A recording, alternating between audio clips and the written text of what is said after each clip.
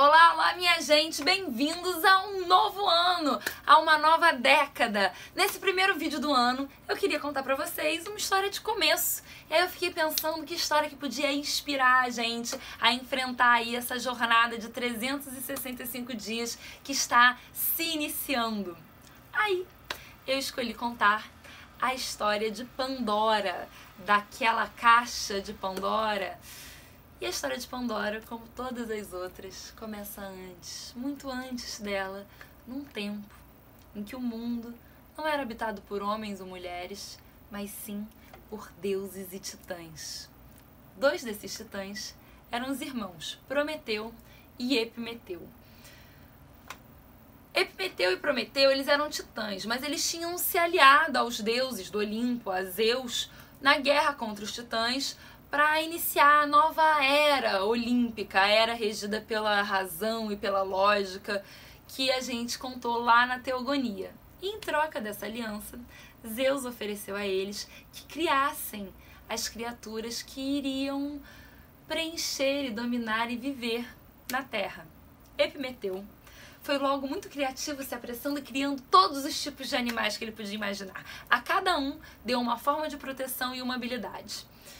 Prometeu, cujo nome significa aquele que pensa antes, pensou muito, pensou bastante, calculou, planejou e do barro criou o homem.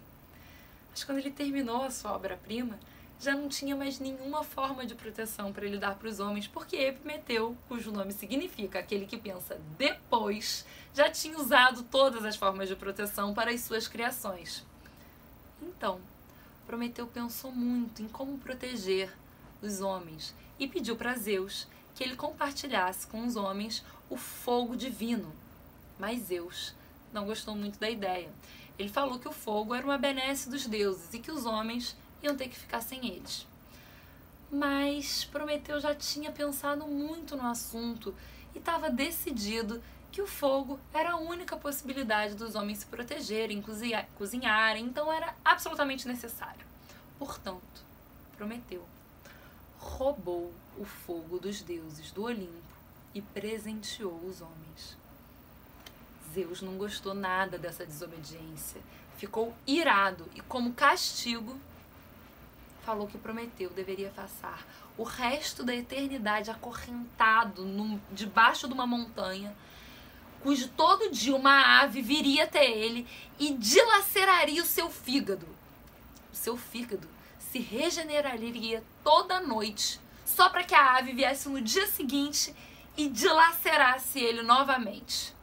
Um castigo terrível, mas não foi suficiente para Zeus, que achava que os homens também deveriam ser punidos por terem aceitado o presente de Prometeu. Prometeu tinha avisado para o seu irmão Epimeteu que ele tomasse muito cuidado com qualquer presente que os deuses dessem a ele, porque ele sabia do tamanho da fúria de Zeus. E ele estava certo, porque Zeus convocou Hefesto e Atená, dois deuses poderosíssimos, para criar a mais incrível criação feita até o momento. Hefesto e Atená passaram dias e dias na oficina de Hefesto, que ele era o deus ferreiro mais habilidoso, e Atená soprou a vida naquela criação, a primeira mulher. Cada um dos deuses deu um dom para aquela criatura. Afrodite deu o dom da beleza, Hermes o dom da sagacidade, da curiosidade, da mente astuta. Cada deus deu uma habilidade.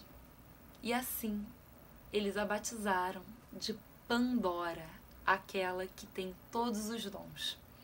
Zeus, muito satisfeito com o trabalho de Atená, Hefesto e de todos os deuses, então pegou um jarro, de 2 jarros que tinha na sua sala, deu para Pandora, desceu até a terra e ofereceu a mão dela em casamento, de presente, para Epimeteu.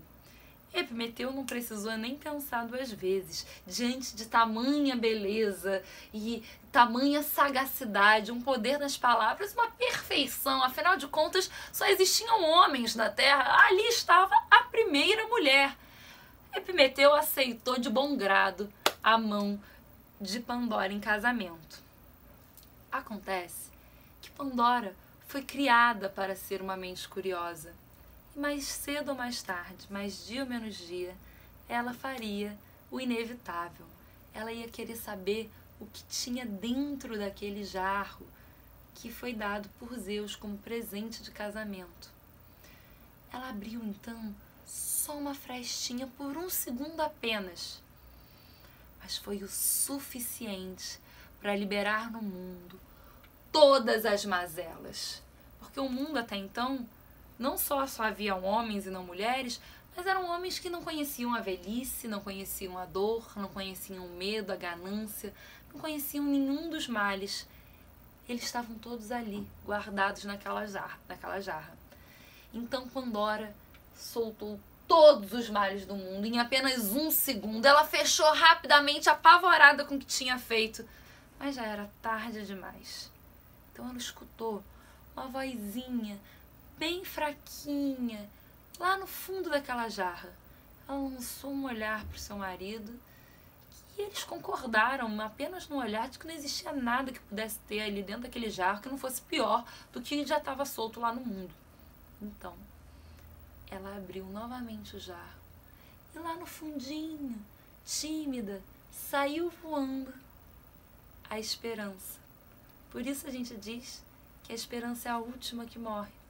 Ela foi a última a sair do jarro, das mazelas do mundo, e foi tocando na ferida dos homens e dando a eles esperança para continuar a sua jornada, apesar da dor, da velhice, da morte, da ganância, de todos os males e medos do mundo.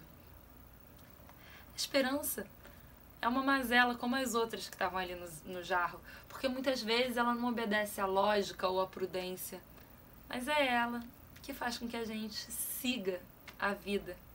Por isso eu gosto de pensar em Pandora não como uma mulher que soltou o mal no mundo, mas como aquela que deu início ao jogo da vida, a essa tarefa humana, demasiadamente humana, como a gente sempre fala aqui, que é viver um dia após o outro, sempre tendo esperança de que algo melhor vai acontecer.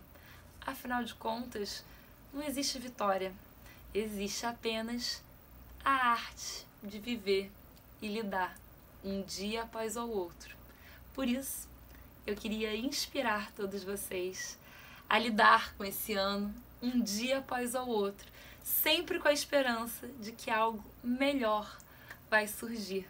Afinal de contas, esse é o nosso dever de casa e a gente tem aí 360 e tantos dias para botar em prática a nossa tarefa divina.